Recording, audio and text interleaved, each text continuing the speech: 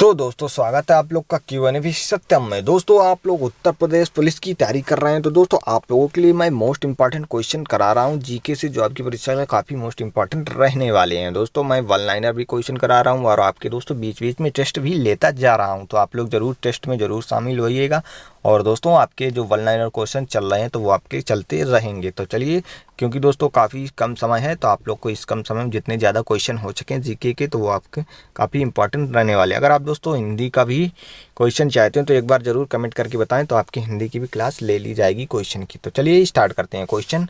दोस्तों ये बहुत ही मोस्ट इंपॉर्टेंट क्वेश्चन है, आपके प्रीवियस ईयर में आए हुए हैं या फिर आ सकते हैं आपके। पहला क्वेश्चन क्या देखते हैं, इनाम गाँव। क्या दोस्तों इनाम गाँव ताम्रपाषाण युग की एक बड़ी बस्ती है, इसका संबंध किससे है? जो ये बड़ी बस्ती है आपका, इसका संबंध आपसे किससे था दोस्तों? कयाथा संस्कृति। कौन सी संस्कृति थी? जो कयाथा संस्कृति थी। जो इनाम गांव ताम्रपाषाण युग की एक बड़ी बस्ती थी, इसका संबंध आपका कयाथा संस्कृति से था।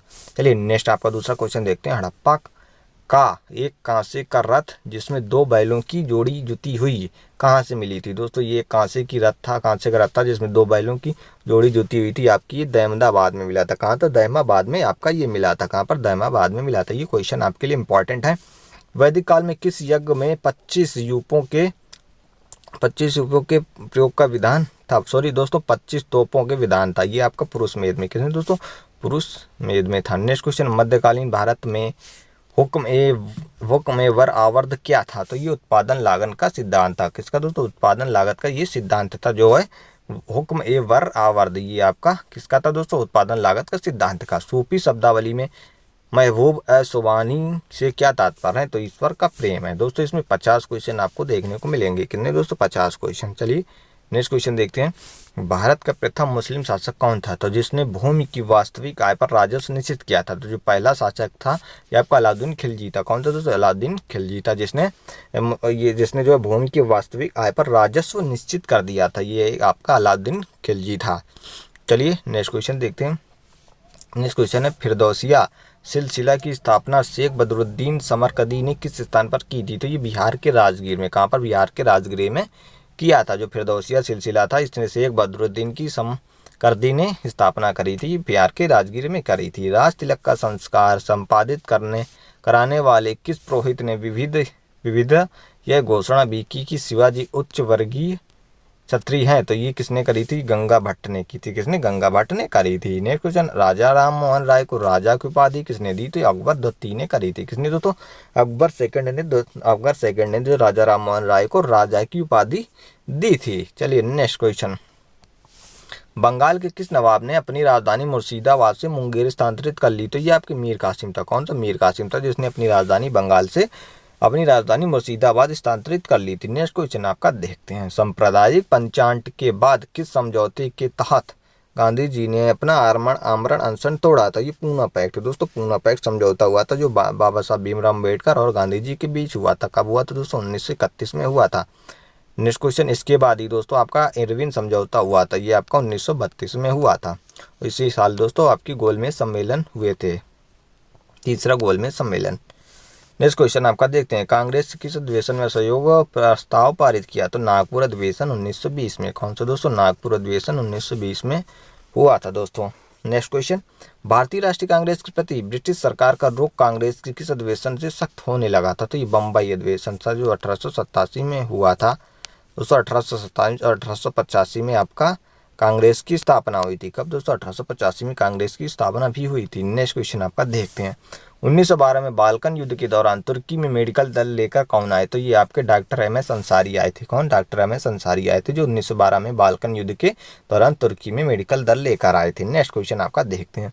किस कवि को टैगोर ऑफ पंजाबी कहा जाता है? तो ये आपके पूरन सिंह है। कौन से दोस्तों? पूरन सिंह है, जिसे टैगोर ऑफ पंजाबी के नाम से जाना जाता है। नेक्स्ट क्वेश्चन, हरदयाल बाबा हरनाम सिंह टुडिलाट बाबा सोहन सिंह भकना और गुरदीप सिंह आंदोलन से जुड़े थे। तो ये जो आपके हैं हरदयाल जो थे बाबा हरनाम सिंह, और टुडिलाट बाबा सोहन सिंह, और भागना और गुरुदीप सिंह जो है ये आंदोलन आपकी गदर आंदोलन से जुड़े थे दोस्तों। किससे? गदर पार्टी की स्थापना आपने किसने करी थी दोस्तों? लाला हरदयाल जी ने करी थी।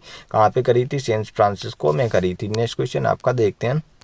सुभाष चंद्र बोस ने 1939 ईस्वी में कांग्रेस अध्यक्ष का चुनाव किस आधार पर लड़ा? तो वह एक आक्रामक नीति के पक्ष में थे, जिनका कांग्रेस विरोध कर रहे थे, उनके पक्ष में इन्होंने लड़ा था। नेक्स्ट क्वेश्चन है, अब हमें खुलेआम बगावत कर देश को विदेशी शासन से मुक्त करना है और साथियों में आपका और अपने सभी देशवासी भाइयों और बहनों को इसमें शामिल होने के लिए आह्वान करता हूँ। यह घोषणा किसने करी थी? तो ये आपके सुभाष चंद्र बोस ने करी थी। जो ये घोषणा है आपके सुभाष चंद्र बोस ने करी थी। नेक्स्ट क्वेश्चन है, वह कौन सा व्यक्ति जिसने यद्यपि कांग्रेस सोशलिस्ट पार्टी के निर्माण के प्रोत्साहन तथा आशीर्वाद तो दिया परंतु स्वयं इसका सदस्य नहीं था? तो ये आपके पंडित जवाहरलाल नेहरू थे। कौन? पंडित जवाहरलाल नेहरू थे। सविनय अवज्ञा आंदोलन के दौरान जियातरंग आंदोलन कहाँ प्रारंभ हुआ था? ये मणिपुर में हुआ था। कहाँ पर दोस्तों? मणिपुर में प्रारंभ हुआ था सविनय अवज्ञा आंदोलन। नेक्स्ट क्वेश्चन देखते हैं, उपराष्ट्रपति को उसके पद से किसके प्रस्ताव के द्वारा हटाया जा सकता है? तो ये राज्यसभा के प्रस्ताव के द्वारा। किसके द्वारा? राज्यसभा के प्रस्ताव के द्वारा जो है उपराष्ट्रपति को उसके पद से हटाया जा सकता है। उपराष्ट्रपति जो है राज्यसभा का सभापति होता है। दोस्तों कौन? उपराष्ट्रपति। दोस्तों उपराष्ट्रपति को उपराष्ट्रपति के रूप में कोई भी वेतन नहीं मिलता है। नियंत्रक एवं महालेखा परीक्षक की टीका टिप्पणी पर उचित कार्रवाई करने की अंतिम जिम्मेदारी किसकी होती है? तो ये आपकी संसद की। किसकी दोस्तों? संसद की होती है, जो नियंत्रण एवं महालेखा परीक्षक की टीका टिप्पणी पर जो कायग होता है कंप्ट्रोलर ऑडिटर जनरल, जिसको जो है आपका जो उचित कार्रवाई जो है संसद करती है। नेक्स्ट क्वेश्चन है, लोकसभा का पहला आम चुनाव आपका 1951 और 52 में हुआ था। अगर आपको 51 मिले तो 51 पे टिक कर सकते हैं, नहीं तो 1952 इन दोनों के बीच में हुआ था। नेक्स्ट क्वेश्चन है, किस कानून के अंतर्गत यह विहित है कि भारत के उच्चतम न्यायालय की संपूर्ण कार्रवाई अंग्रेजी भाषा में होगी? तो भारतीय संविधान का आर्टिकल 34(8) में है। किसमें? आर्टिकल 34 में है।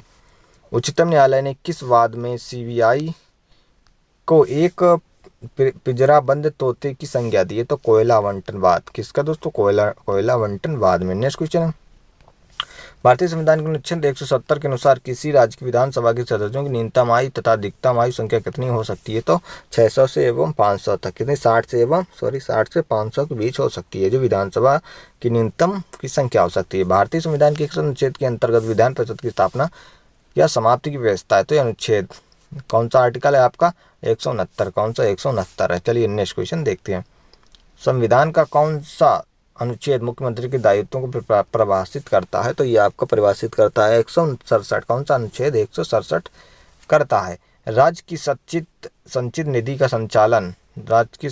का संचालन किसके द्वारा किया जाता है? तो राज्य विधानमंडल के द्वारा। किसके द्वारा? राज्य विधानमंडल के द्वारा। दोस्तों आपको ये क्वेश्चन काफ़ी टफ लग रहे होंगे, लेकिन दोस्तों आज इस बार का दोस्तों आपका पेपर का लेवल भी कुछ इस प्रकार से हो सकता है, क्योंकि आपके इस बार कम से कम 30 से 35 लाख आपके फॉर्म पढ़ने वाले हैं। तो कुछ इस प्रकार से आपके भी क्वेश्चन बनाए जा सकते हैं, तो आपको इसको पढ़ना ही होगा। उच्च न्यायालय के न्यायाधीशों के वेतन और भत्ते किससे में से दिए जाते हैं? तो ये आपका जो है आर्टिकल 202(3) का घ के अनुसार राज्य की संचित निधि से दिए जाते हैं, जो उच्च न्यायालय के न्यायाधीशों के वेतन और भत्ते दिए जाते हैं। नवीन जलोढ़ मिट्टी को और अन्य किस नाम से जानते हैं? तो खादर मिट्टी। किसे दोस्तों? खादर मिट्टी के नाम से जानते हैं, जो आपकी जलोढ़ मिट्टी होती है। और दोस्तों कपास की जो काली मिट्टी होती है उसको किस नाम से जानते हैं? तो उसको आप रेगुर मिट्टी के नाम से भी जानते हैं, जो कपास के लिए बहुत उपयोगी होती है, काली मिट्टी। नेक्स्ट क्वेश्चन है, दक्षिण भारत की नदियां प्रमुख रूप से कौन सा आबहवा तंत्र रखती हैं? तो वृक्षनुमा। कौन सा दोस्तों? वृक्षनुमा जो रखती हैं, जो प्रवाह होता है उनका, दक्षिण भारत की नदियां। नेक्स्ट क्वेश्चन, भारत के उत्तरी मैदान में शीत ऋतु में वर्षा कहाँ से होती है? तो ये पश्चिमी विक्षोभ से। कहाँ से? पश्चिमी विक्षोभ से होती है। नामचिक नामबुक कोयला क्षेत्र कहाँ स्थित है? तो नामफुक कोयला क्षेत्र आपका ये अरुणाचल प्रदेश में स्थित है। अरुणाचल प्रदेश की राजधानी आपको ईटानगर है। क्या दोस्तों? ईटानगर है। चलिए नेक्स्ट क्वेश्चन देखते हैं, किस द्वीप को अग्निद्वीप के नाम से जानते हैं? तो आइसलैंड को। किसे? आइसलैंड को जो अग्निद्वीप के नाम से जानते हैं। कौन सी झील तंजानिया और युगांडा के बीच अंतर्राष्ट्रीय सीमा बनाती है? विक्टोरिया झील। कौन सी दोस्तों? विक्टोरिया झील है जो अंतर्राष्ट्रीय सीमा बनाती है तंजानिया और युगांडा के बीच। नेक्स्ट क्वेश्चन, 38वीं समांतर सीमा रेखा किन दो देशों को विभाजित करती है? तो ये आपके उत्तरी कोरिया और दक्षिण कोरिया को विभाजित करती है। मैग्नीनाटा रेखा किन दो देशों के बीच है? तो ये आपका फ्रांस और जर्मनी के किसे मैग्नीनाटा रेखा है। नेक्स्ट क्वेश्चन देखते हैं, विश्व का सबसे बड़ा डेल्टा किससे द्वारा निर्मित होता है? तो ये गंगा और ब्रह्मपुत्र के द्वारा होता है, जो सुंदरवन का डेल्टा है, जो आपका इन नदियों के द्वारा होता है, गंगा और ब्रह्मपुत्र के द्वारा। विश्व की सबसे ताजे पानी की झील, तो ये आपका लेक सुपीरियर है, मतलब सुपीरियर झील है जो आपकी सबसे ताजे पानी की झील है।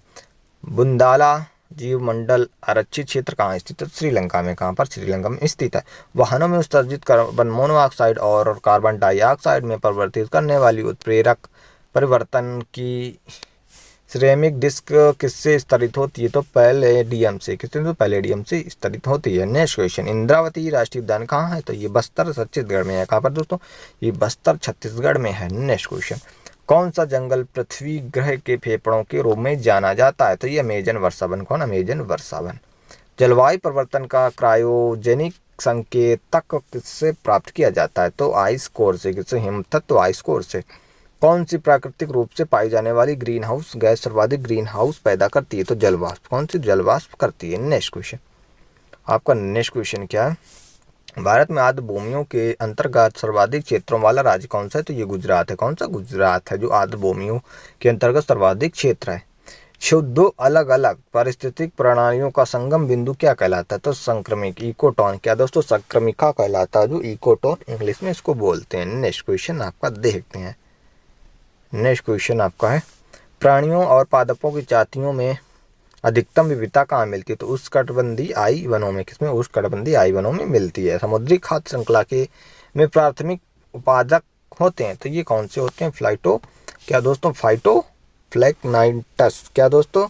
इसको बोलते हैं फाइटोप्लैंक्टन्स। क्या दोस्तों? फाइटोप्लैंक्टन्स बोलते हैं। ये दोस्तों आपके जो 50 क्वेश्चन थे जो मोस्ट इंपॉर्टेंट आपके समाप्त होते हैं। इसके बाद दोस्तों 50 के आगे भी इसके क्वेश्चन मैं आपको कराऊंगा। तो चलिए दोस्तों, वीडियो आपको पसंद आए हो दोस्तों, ये आपके थोड़े से टफ क्वेश्चन आपके थे, जो आपके इस प्रकार से भी क्वेश्चन आपके परीक्षा में पूछे जा सकते हैं। तो चलिए 50 क्वेश्चन और मैं आपको टफ कराने वाला हूँ, तो उनको भी एक बार जरूर देख लीजिएगा। हो सकता है इनमें से आपके क्वेश्चन एक दो आपके फंस जाएँ। तो चलिए, वीडियो पसंद आए तो अपने दोस्तों के साथ शेयर करें। मिलते हैं नेक्स्ट वीडियो में। जय हिंद, वंदे मातरम।